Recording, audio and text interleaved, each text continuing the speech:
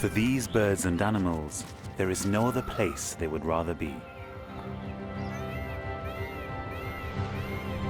A sprawling Eden, a land that secretly cradles life in a tiny, isolated patch of wilderness, right in the heart of India's capital city, New Delhi.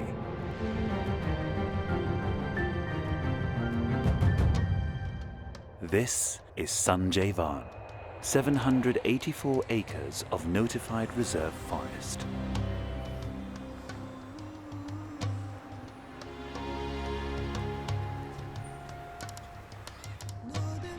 The tail end of the ancient Aravalli Hills.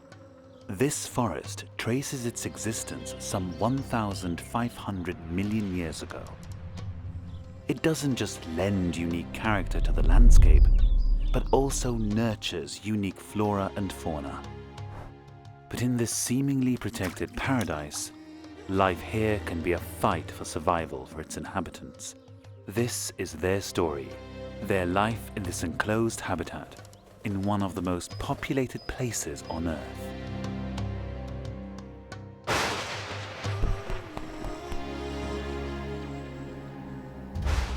It's mid-May, and amidst North India's sweltering heat, the sky now gathers moisture-laden wind, sometimes resulting in brief showers.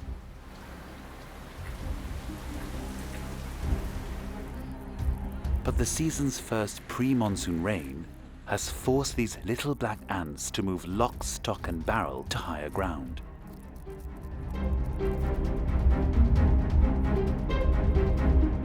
Carrying the eggs and the hatchlings, they march into a new colony, hoping to safeguard themselves from the summer's brief but heavy downpour.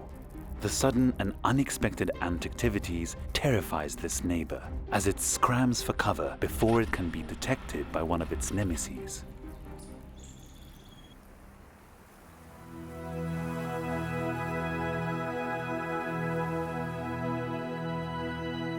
Come June, and it's the season for nesting.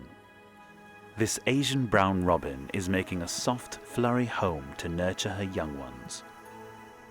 Hidden from praying eyes and tucked in thorny branches, adult life for this robin has begun. For the next 3 months or so, this will be its home to nurture its young, till they are ready to be fully fledged robins in the wood.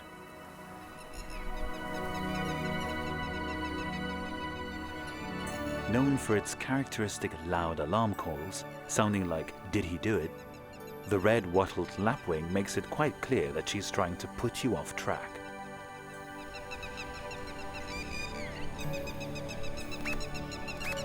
Her eggs actually do not have a nest at all.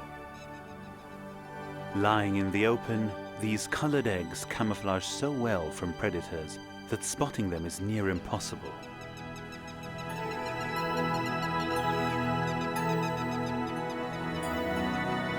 The best defense is often the simplest.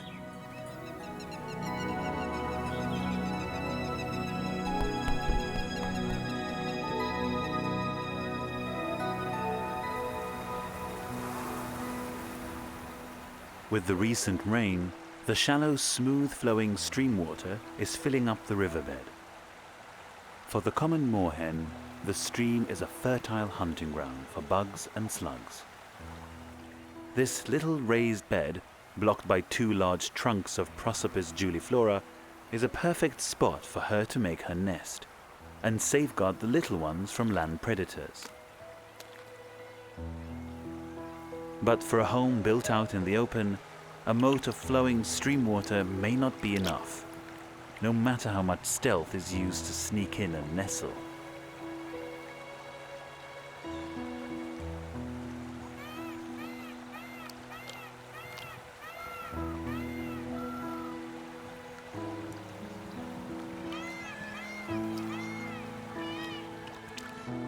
Out in the wild, someone somewhere is always watching your every step.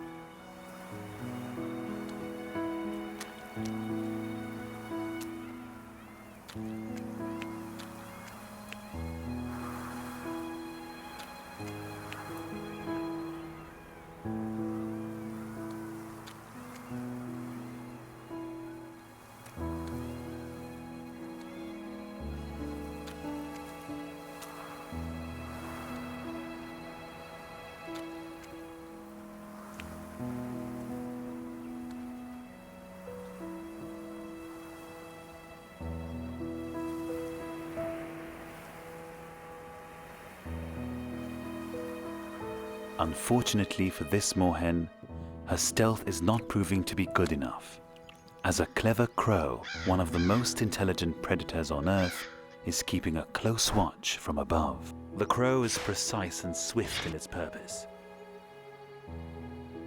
And with that, the moorhen will have to start all over again.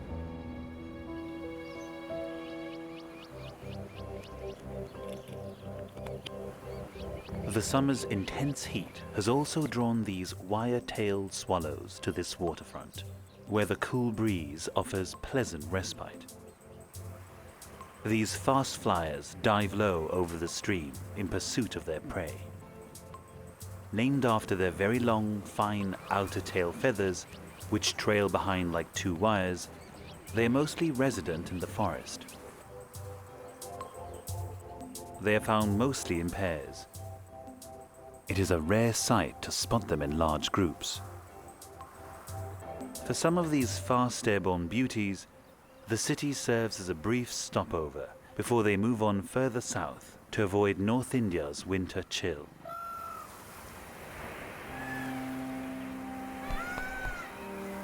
Each year, these water bodies attract over 150 resident birds and migratory species, all the way from Nepal, China, Sri Lanka, and even Africa. In their annual pilgrimage, some find a brief resting place here. Though birds, they are not bird-brained. Following ancient roots, it's a marvel and a mystery how they navigate their way so precisely to this little oasis.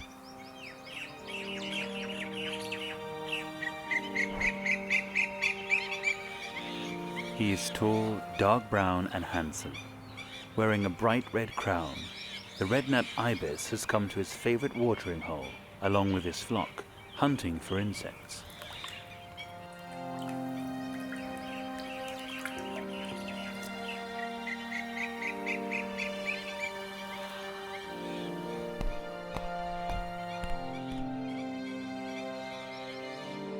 A resourceful pecker, the red-napped ibis is the only subspecies that is not dependent on water and is often found in dry lands, pecking all the way through.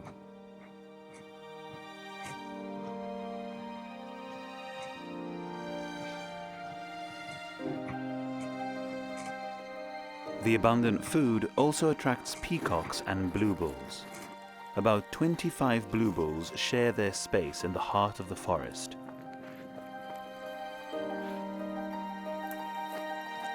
This is a classic display of their harmonious coexistence.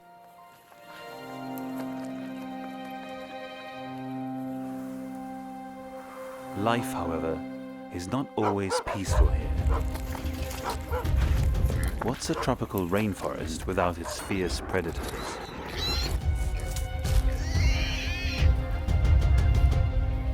Guarding their prized possession, these stray city dogs turned wild are ferocious. Their catch of about 50 kilos can easily last them a couple of days, unless hungry scavengers lurking nearby steal some of it for themselves.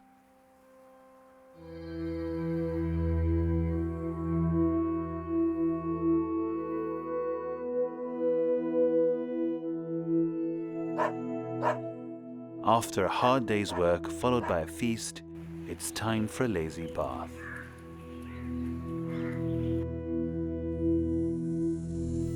The soaring temperatures, rising above 45 degrees Celsius, have drawn bluebulls to the water body as well.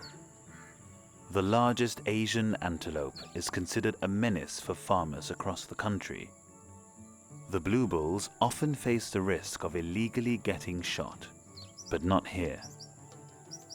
In the dense, thick, luscious forest, they are thriving, and some even interacting with humans. Yes, interaction with people is inevitable in a city forest. Often during a dry spell, when food supply diminishes, these bluebulls resort to getting domesticated and fed to their heart's content.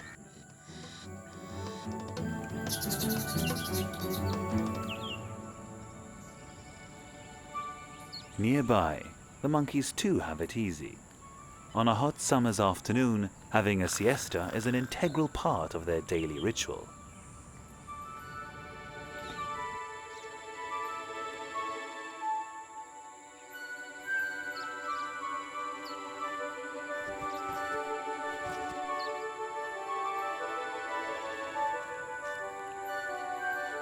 And after a good nap, the lazy snack munching follows. Though the pods of Prosopis juliflora are not their favorite, they'll do just enough to save them from having to do any kind of work today.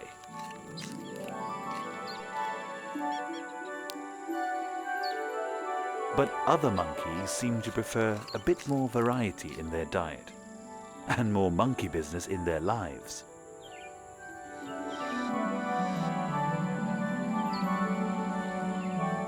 Low-hanging citrus fruit are not only a rich source of energy for these primates, but also an afternoon play toy for this cheeky little monkey.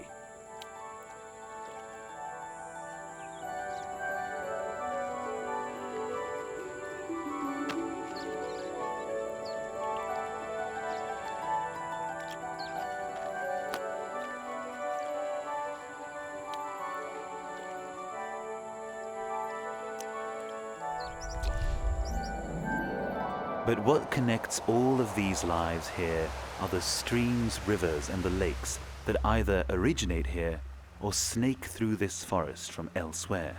Unusual for a metropolis like Delhi, where water is a scarce commodity. Not so long ago, this forest was parched land, invaded by Prosopis juliflora, a water-hungry tree of Mexican origin, known locally as Vilaiti kikar. However, the restoration plantation carried out over the years means that these golden yellow-leafed Indian laburnum trees have also made this place their home. Hardy and drought-resistant, and a native of the Indian subcontinent, these beautiful trees add color and life to a forest otherwise dry and dusty. But unlike the invasive Prosopis juliflora, the Indian laburnum is a bit of a flowery show-off and is much prized as an ornamental tree. It has been used as an ingredient in Ayurvedic medicine for many centuries and revered in cultures across India. Flowering of the Indian laburnum means North India's intense heat will continue unabated for the next 4 months. Higher up on the thick branches, a juvenile shikra seeks refuge from direct sunlight. A resident aerial master, shikras are skilled birds of prey, feared by smaller birds, as well as reptiles and rodents. But for now, this male shikra has other things on his mind. A quick shower is what he needs to beat the heat as soaring temperatures take their toll.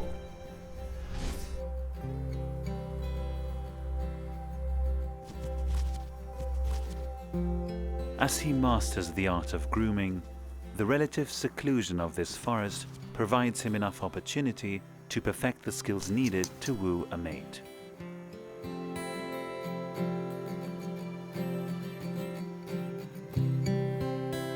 Up on the tree, another arboreal reptile has camouflaged itself on the bark. But the sight and sound of an intruder in his territory has alerted this crested tree lizard. It's midsummer, and the breeding season is at its peak. Often mistaken for chameleons because of their ability to change color, these changeable agamid lizards can also move each of their eyes in different directions. Closely related to iguanas, the two rivals change into a bright crimson as they prepare to battle for this piece of prime green estate.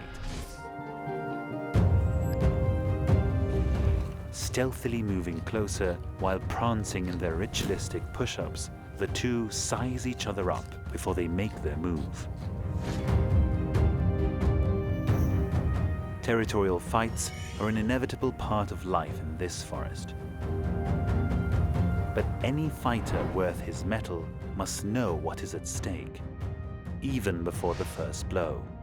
Some fight for survival and others for mating rights. And it is these fights that determine the pecking orders within their circle of influence. But sometimes, more than the fights, it's knowing their rival's strength that will determine their survival in this isolated paradise.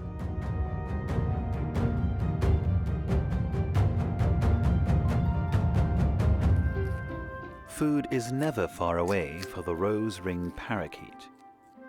The pods of Prosopis juliflora are found in abundance here, an unwanted mesquite from a foreign land.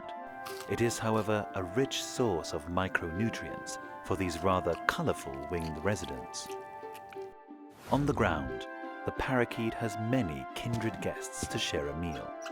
Here, no one is invited, but everyone is welcomed.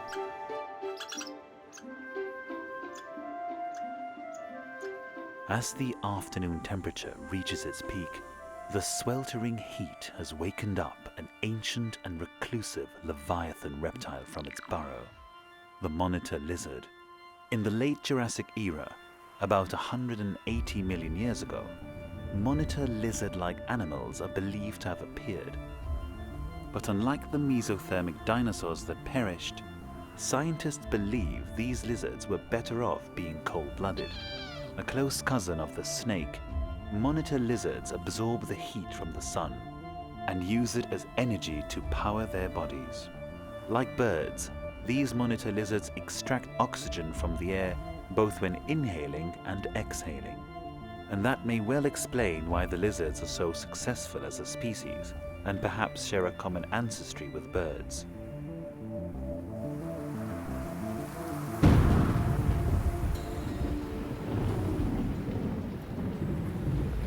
It's now late September, and before the start of winter, the retreating monsoon releases its parting shower.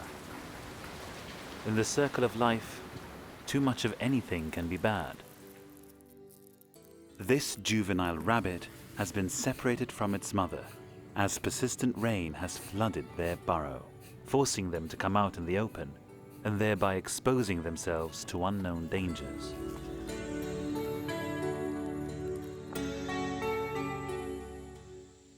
The rain has barely been enough this year, but even the scant monsoon can't stop the magical wonder of life rejuvenating itself on the land. The soaked earth turns a new leaf as grass, seeds and shrubs flourish and flower. Life here has now mushroomed into full glory. Insects harvest and feast to their heart's content. As wildflowers blossom everywhere, these winged fairies meet and mate. And it is here that they find the choicest nectar. More than 250 species of butterflies call this rainforest their home. And it is also here that you find one of the most beautiful of all moths, the Indian lunar moth.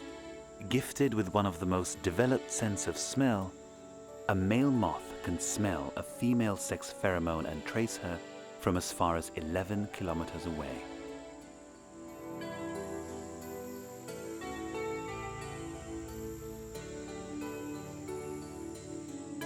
Here to win a beauty parade, it's all about outdazzling the others.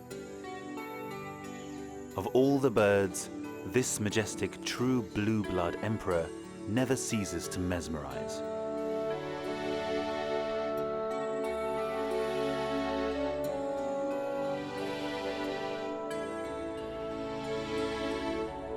As all great emperors, India's national bird, the peacock, rarely lets his guard down. Only on rare occasions, with a queen worthy of him, does he deem it fit to display his majestic tail plumage.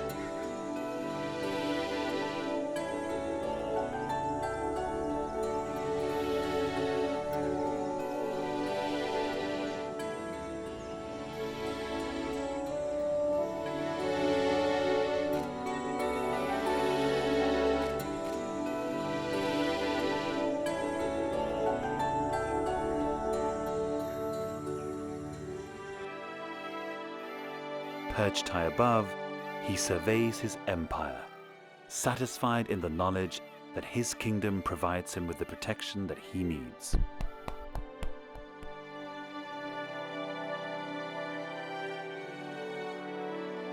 As the summer drags on, the golden evening sky is now dry, and the brief winter will soon set on this forest.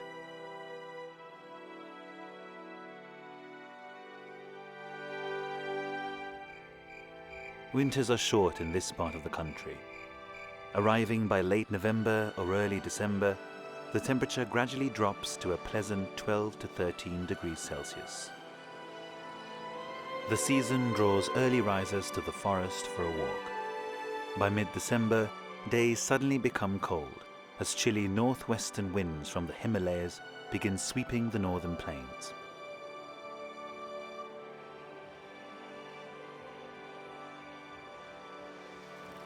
And for life here, the coming of winter is the completion of one circle of life. While some of us appreciate the obvious beauty, many choose to be oblivious to the creatures that have come to call this forest their home. In the grand scheme of things, Sanjay Van is part of the narrative we are all crafting. That is dwindling species and shrinking wild habitats, because of the choices we make. And the solutions to these choices are never out of our reach. In the end, sometimes all we need to do is look and see.